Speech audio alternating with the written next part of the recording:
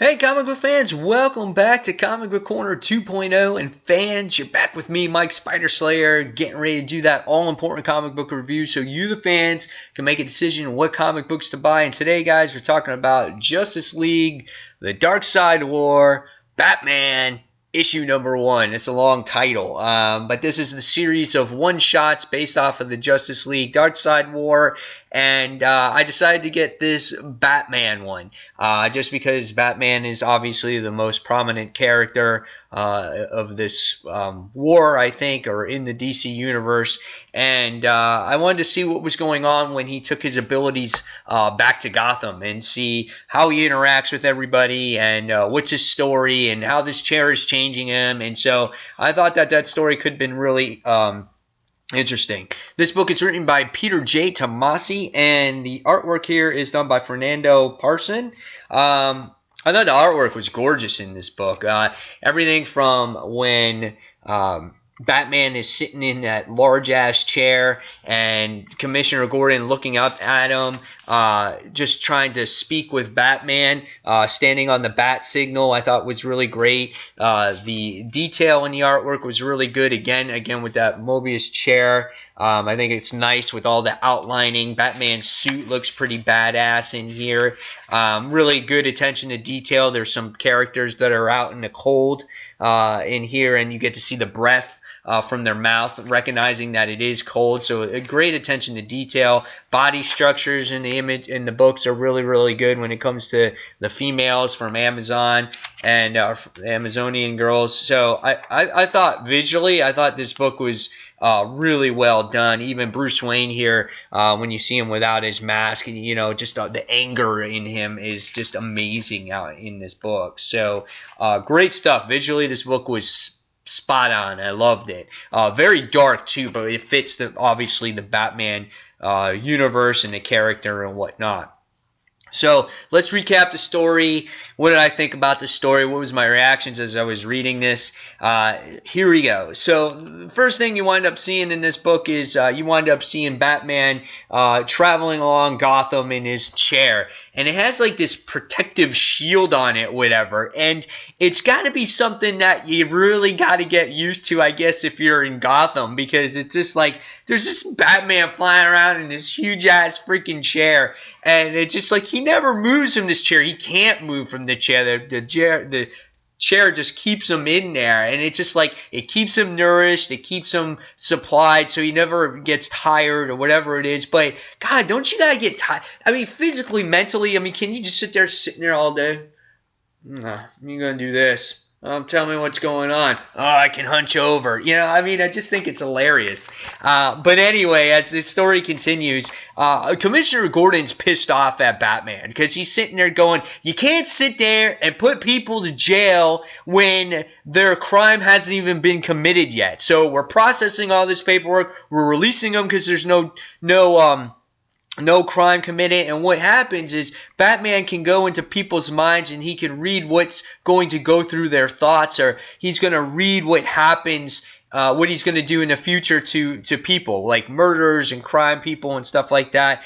But again, they haven't committed the crime yet. So, but what Batman's excuse is, hey, listen, I'm making them think twice about the things that they're going to do so they won't commit these crimes.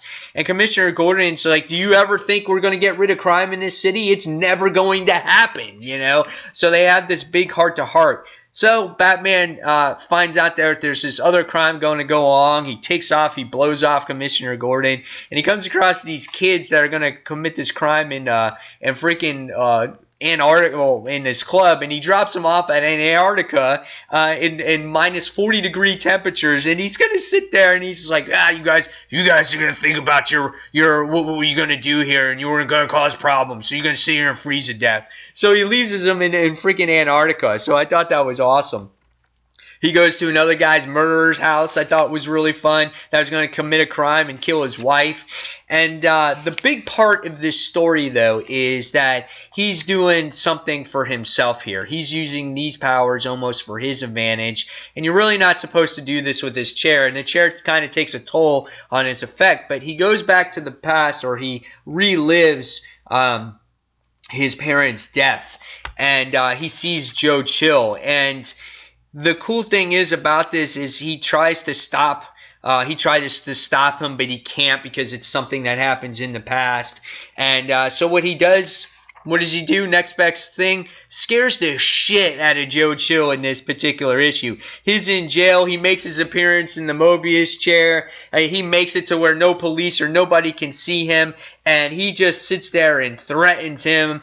And he sits there and reveals himself, because at first he's just like, yeah, those kid's parents had it coming. He's like, I had the power at my fingertips. And the next thing you wind up seeing is that freaking Batman removes the cowl, and he sits there and he goes, I'm Batman, I'm Bruce Wayne. And he sits there and he's just like, oh shit, no way. And he's sitting there going, stop, you can't, man. I'm going to have a heart attack. I'm going to die. And so he basically tortures Joe Chill in this freaking, in the jail cell. And I thought it was pretty awesome. In the end, Batman leaves, and he sits there and he goes, well, he goes, now that I have all the power in the world and I can be the Batman that I always wanted to be 24 hours a day, he goes, I can focus on the one man that I've been searching for, which is the Joker. And it's really cool because you get to see all different images of the Joker throughout different story arcs. And I thought that was a really cool page there. So I thought this book was good. Again, it's another one-shot. It's just the second one-shot that I'm reviewing today.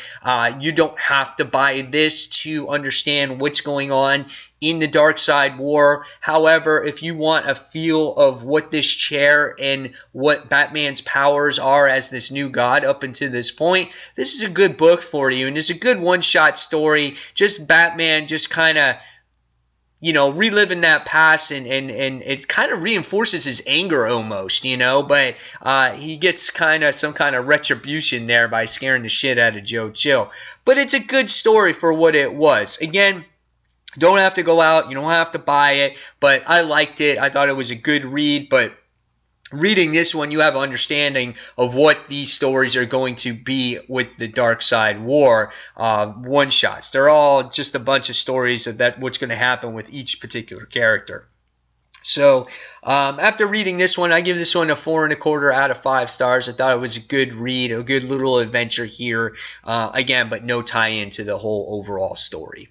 So guys, in the comments below, tell me what you thought of this particular issue. Did you read it? Did you buy it? Did you not think it was worth it? And fans, as always, thank you for watching Comic Book Corner 2.0. Until that next comic book review, this is Mike Spider signing off. Take care, guys. See you soon. Bye.